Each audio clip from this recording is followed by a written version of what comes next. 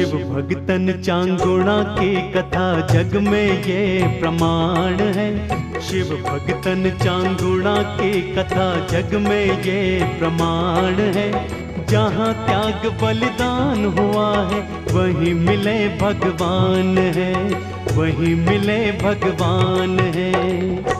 भोलेनाथ भोलेनाथ दीनानाथ दीनानाथ, भोलेनाथ भोलेनाथ शंभुनाथ शंभुनाथ। भोलेनाथ भोलेनाथ दीनानाथ दीनानाथ, भोलेनाथ भोलेनाथ शंभुनाथ शंभुनाथ।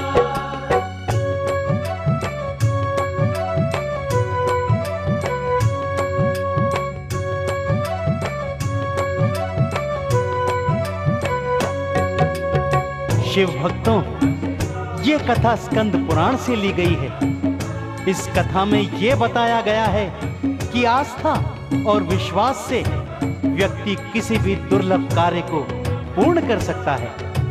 भक्ति का मार्ग अत्यधिक कठिन होता है, किंतु धीरज और विश्वास से लक्ष्य की प्राप्ति हो सकती है। जिस तरह से रानी चांगुणा ने अपनी भक्ति से भगवान भोलेनाथ को प्रकट किया और शिवलोक में अपना स्थान बनाया, उसी रानी चांगुणा की शिव भक्ति, धीरज, सत्य, आस्था, विश्वास, त्याग और बलिदान की ये पावन कथा मैं आज आपको सुनाने जा रहा हूं।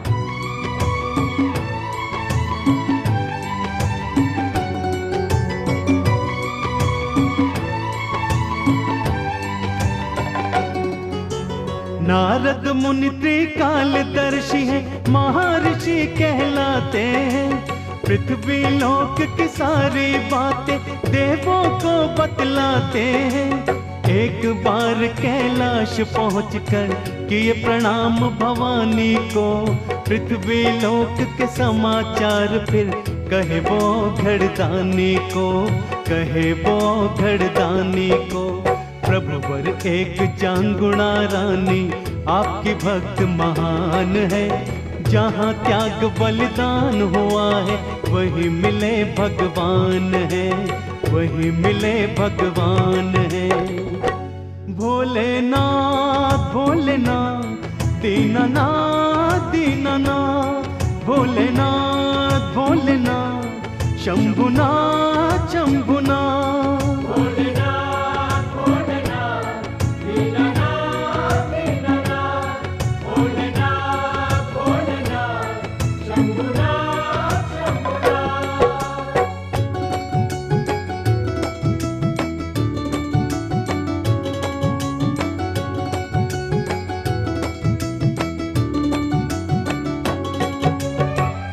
नारद मुनि की बात सुनकर पार्वती चौंकी और नारद का मुंह देखने लगी।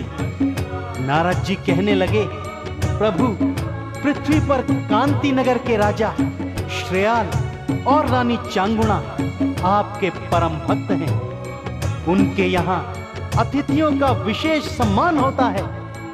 वो दोनों प्राणी अतिथि सत्कार के लिए विश्व विख्यात हैं। घर आए हुए अतिथियों को भोजन करवाना और दान देना उनका परम धर्म बन गया है। प्रभु, उनके द्वार से कोई भूखा वापस नहीं लौटता, ना कोई बिना दान लिए वहां से जाता है। बड़ी धार्मिक विचारधारा है उनकी, परंतु प्रभु, उनके कोई संतान नहीं है। फिर भी बिना चिंता के शिव चरणों में उनकी अटूट श्रद्धा है। ये बात सुनकर भोलेनाथ ने मन में विचार किया।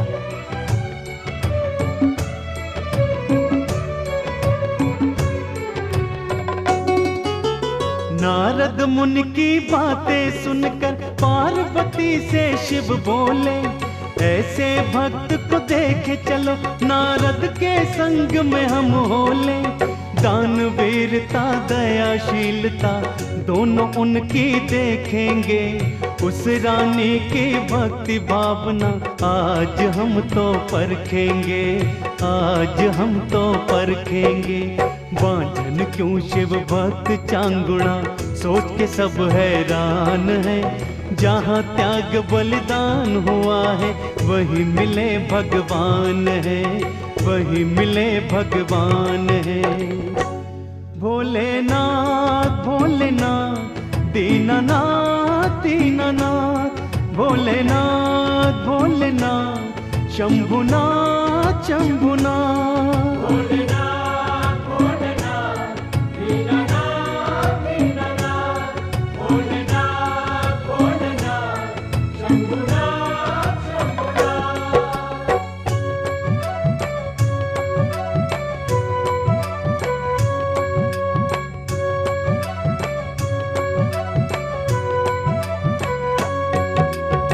नारद मुनि तो कहकर चले गए, परंतु पार्वती चांगुणा की शिव भक्ति के बारे में सोचने लगी। भोलेनाथ आसन से अंतर्ध्यान हुए और भिक्षुक के रूप में कांति नगर में प्रकट हुए। द्वार द्वार जाकर भिक्षा मांगना प्रारंभ किया। नगर निवासी भिक्षुक को भिक्षा दे रहे थे। उधर चांगुणा महल की छत पर खड़ी भिक्षुक को महल की ओर आते देख रही थी। वो छत से नीचे उतरी और भिक्षा की थाली लेकर द्वार पर खड़ी हो गई। चांगुणा भिक्षा देने के लिए आगे बढ़ी, परंतु यह क्या, भिक्षुक 2 कदम पीछे हट गया और उसने अपनी झोली का मुंह बंद कर लिया। चांगुणा की भिक्षा लेने से इनकार कर दिया। तो इस पर चांगुणा ने भिक्षुक से पूछा,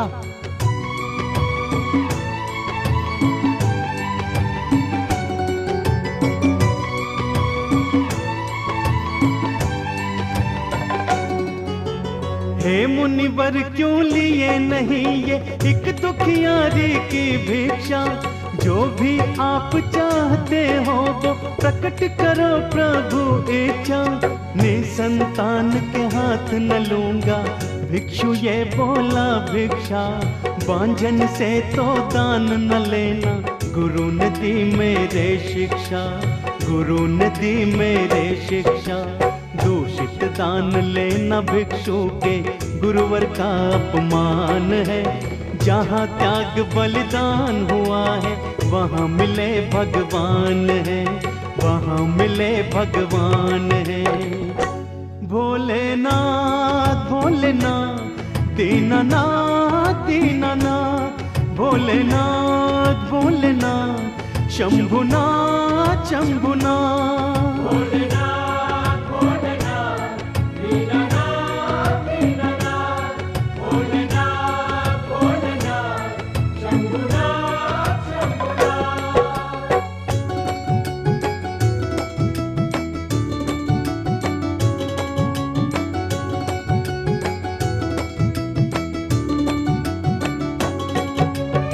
चांगुणा ने कहा, हे भिक्षुक महाराज, ये तो मेरा घोर अपमान है। मैं बांझिन हूं, कोई हत्यारिन तो नहीं। यदि मुझे संतान नहीं है तो इसमें भला मेरा क्या दोष है। ये तो विधाता का विधान है, हर मनुष्य इस विधान को भोगता है। क्या इस भोग को आप पाप की संज्ञा देते हैं? दान छूने से दूषित नहीं होता, दोष को दूर करने के लिए दान दिया जाता है। आप भिक्षुक लोग और साधु संत भी दान लेकर मेरे दोषों को दूर कर सकते हैं। क्या आप ऐसा नहीं करना चाहते? भिक्षुक चांगुणा की बात के सामने निरुत्तर हो गया। चांगुणा की तर्क बुद्धि ने उसे शर्म से पानी पानी कर दिया। भिक्षुक आगे बढ़ा और उसने अपनी झोली फैला दी। चांगुणा ने बड़ी श्रद्धा के साथ भिक्षा झोली में डाल दी। भिक्षुक ने झोली से एक फल निकाला और चांगुणा को देते हुए कहा, पुत्रवती भव। समय बीता और चांगुणा गर्भवती हो गई।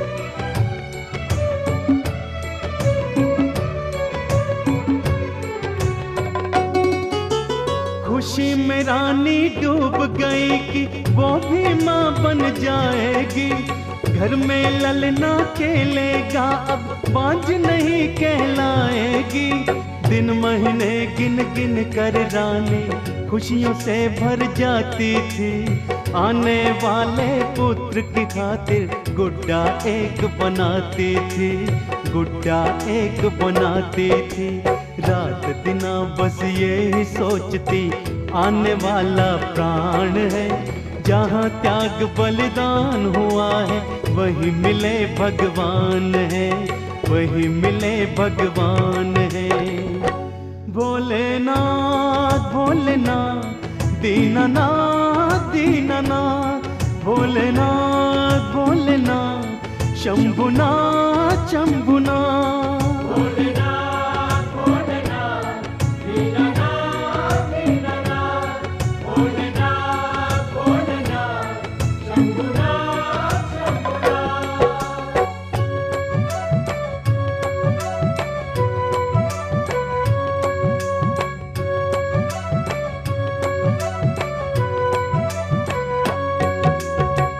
धीरे धीरे वो दिन भी आ गया।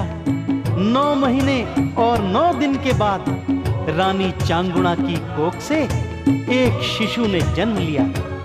चांगुणा की कोख का कलंक मिट गया, कुल में उजाला फैल गया। राजा श्रेयाल को अपना राजकुमार मिल गया। नगर में खुशियां मनाई जाने लगी। बच्चे का जन्म उत्सव बड़े धूमधाम से मनाया गया। ब्राह्मणों को दान दक्षिणा और भोजन करवाया गया। मोतियों के थाल लुटा दिए गए। बच्चे का नामकरण करवाया गया। बच्चे का नाम रखा गया चिलिया। समय बीता, चिलिया का लालन पालन होने लगा और धीरे धीरे चिलिया बड़ा होने लगा।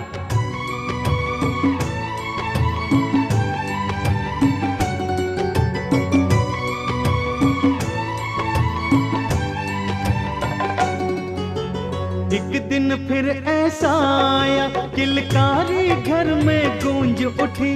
लगे बधाई बाजन द्वारे, हर्षोल्लास में भीड़ जुटी। पुत्र प्राप्ति पर रानी ने शंकर का माना उपकार। शिव भक्ति में लीन रही और पुत्र को भी दिए संस्कार, पुत्र को भी दिए संस्कार। 5 साल का हुआ बचिलिया, नारद मुनि को ज्ञान है। जहाँ त्याग बलिदान हुआ है वही मिले भगवान है, वही मिले भगवान है। भोलेनाथ भोलेनाथ दीनानाथ दीनानाथ, भोलेनाथ भोलेनाथ शंभुनाथ शंभुनाथ। भोलेनाथ भोलेनाथ दीनानाथ दीनानाथ, भोलेनाथ भोलेनाथ शंभुनाथ शंभुनाथ।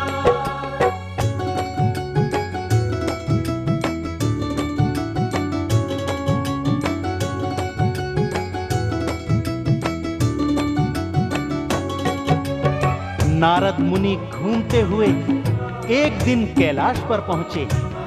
देखा कि मां पार्वती भोलेनाथ के पांव दबा रही हैं। नारद जी अत्यधिक प्रसन्न हो गए। उन्होंने भोलेनाथ और मां भवानी को प्रणाम किया। पार्वती जी मन में सोचने लगी, बिना कारण नारद का आगमन कभी नहीं हो सकता। ना जाने अब की बार ये कौन सी आग लगाने आए हैं। पार्वती जी ने शिव के चरणों की तरफ देखते हुए ये पूछा, कहो मुनिवर, शिव जी की कौन सी भक्तन सबसे बड़ी है। नारद जी ने पार्वती का हाथ शिव चरणों में देखा। उनके मन की बात समझ गए और बोले, माते, शायद आप अपने आप को शिव की सब